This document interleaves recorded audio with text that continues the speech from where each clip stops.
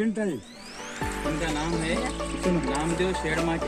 क्या नाम है? किशन शेड़मा। नामदेव किशन शेड़मा के नाम है। हमारा जो गांव है छोटा सा वडोली नाम का देहात, वहाँ के उन्हें रहने वाले हैं। लेकिन अब उनकी मजबूरी यह है कि उनका खेत यहाँ पर है और यहाँ से आने जाने के लिए तकरीबन 2 से 3 किलोमीटर का फासला है, तो इतनी दूर नहीं आ सकते। अपने खेत की ज़िंदगी बसर करने के लिए और ज़राअत के लिए उन्हें यहाँ पे छोटा सा झोपड़ा बना के इसके अंदर रहते हैं। और सबसे अहम बात यह है कि इनकी अपनी जान खुद भी साल के 12 महीने मतलब जोखम में रहती। वजह क्या है कि इस इलाके से शेर गुजरते और भालू वगैरह आते, दीगर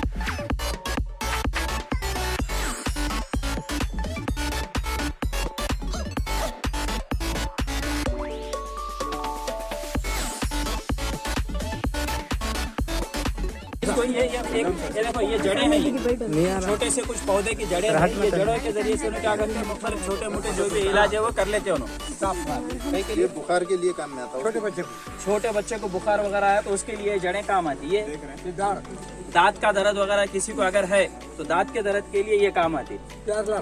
ये पैरालिसिस अगर किसी को हाथा गिर गए, हाथा पैरा गिर जाते, उसके लिए काम आने वाली जड़ है। हिट कम ज्यादा होता आदमी को, किसा दीवाना होता उसलिए। पेट में अगर भगभग कर रहा, जलन हो रही, पेशाब में जलन वगैरह हो रही, तो उसके लिए ये जड़ी बूटी है काम आने वाली। तो ऐसे एक नहीं है बल्कि इनके 2 टोकरे में देखो और इतना पूरा यहाँ पर रखा हुआ, पूरे मुख्तलिफ किस्म की जड़ी बूटियाँ काम आने वाले हैं और सब जड़ी बूटियाँ अलग अलग है। जंगल का दवाखाना बोलते जम सकता। जंगल का दवाखाना सब मिल जाएंगे तुम्हारे को। जंगल का दवाखाना हार्ट से लेके तो जो मांगेगा वो मिलेगा सब। इसकी दवा, कैंसर की भी दवा ये लोग देते हैं। आता जे काही तुम्ही करा ले ना, थोडं गोडीमध्ये सांगत आहे ना, ते भाषा ऐकतात म्हणून काय काय आहे थोडं तुम्ही खामोश सुनो जी. निवा जे काही भाषा आता आपण जे कंटिन्यू आपण वापरी केला ना, आधी आदरण गोष्टी थोडं आपण पूरा आपला भाषा तर पूर्ण बोलते उरकून समजे करे मासेला जैसे कि बेताल भाषा बेताल म्हणतात, कोई पूरा भाषा बेताल म्हणतात. ईद बदल केला की बिहावर जोरावाला लागतो धागा वारसी कोण काहीच वारसी फुटची वाट आणतो. बदल का म्हणताय? यू बिमार वायो, गरज वायो, म्हणजे वायो ताई. बरं, हा ईद बदल का म्हणताय? म्हणजे गाव म्हणता, नडी म्हणता, लग्वी रिपोर्ट आणता, संडास फुटे मानता, प्यारला सांगता, काय म्हणता, पूरा म्हणा नाश किंत बीमारी पूर्ण बीमारी खतम. हो खतम. बच्चे आणता, बाल आणता, ये सर्व आणता.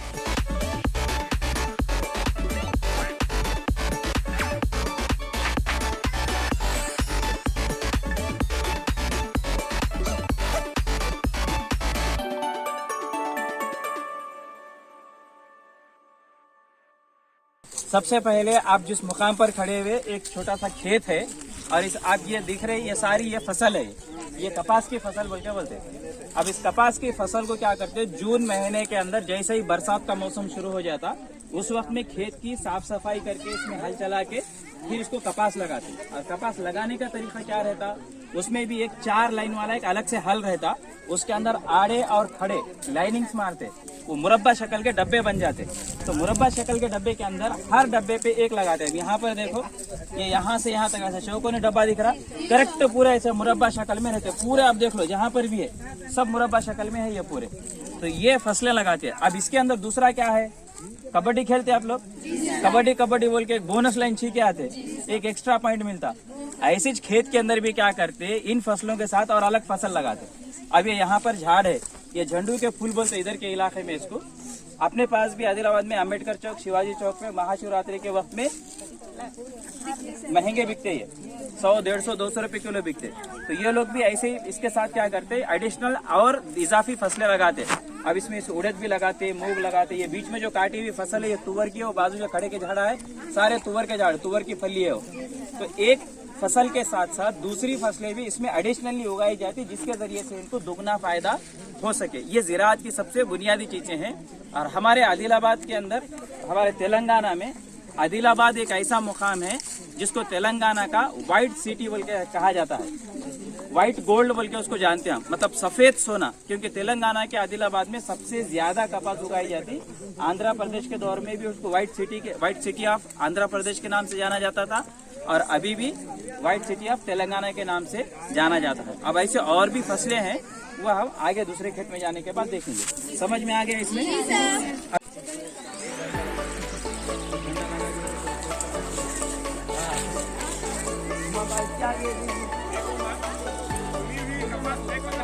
इनके लाके उनको दो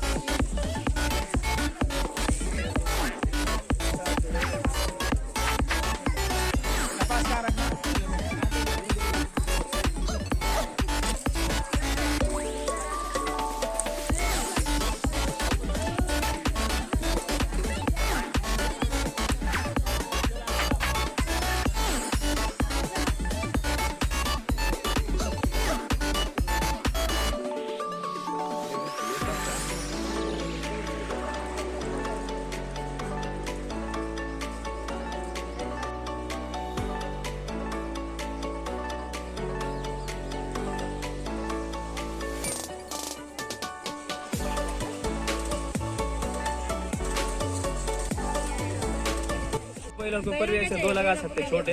अगर ताकत ज्यादा है जमीन के अंदर तक अगर जा रहा होगा तो वैसी सूरत में 4 बैला लगा के सामने 2 रहते पीछे 2 रहते, इसके और सामने 2 रहते, 4 बैला की ताकत से इसको खींचने लगाते। इसको बोलते नहीं, इसके ऊपर खड़े की जरूरत नहीं, वो बड़ा रहता इससे और डबल चौड़ा रहता। वो कब करते हैं, पूरी फसल साफ होने के बाद एक नागर हकालने के बाद हल चलाने के बाद जब जमीन को लेवल करने का रहता, तो लेवल करने के टाइम में क्या करते, पत्थर लगा के उसके जरिए से फिर खींचते। उनका ढेमसा बोल के एक फेमस उनका डांस है और वो भी बोले कहते सर, वो लोग भी आने वाले ढेमसा इंशाल्लाह वो भी हम देखेंगे। और डंडार बोल के इनका एक स्पेशल फेस्टिवल रहता, वो दीपावली के वक्त में आता, 22 दिन तक उनका या 21 दिन तक ये फेस्टिवल चलता। नहीं जानते मामा कितने दिवस रहते थे डंडार? 20 रोज।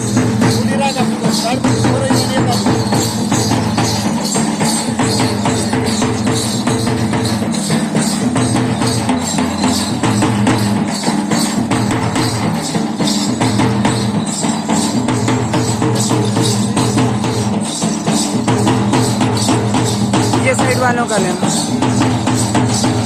आप अंदर पीछे हट के रहे।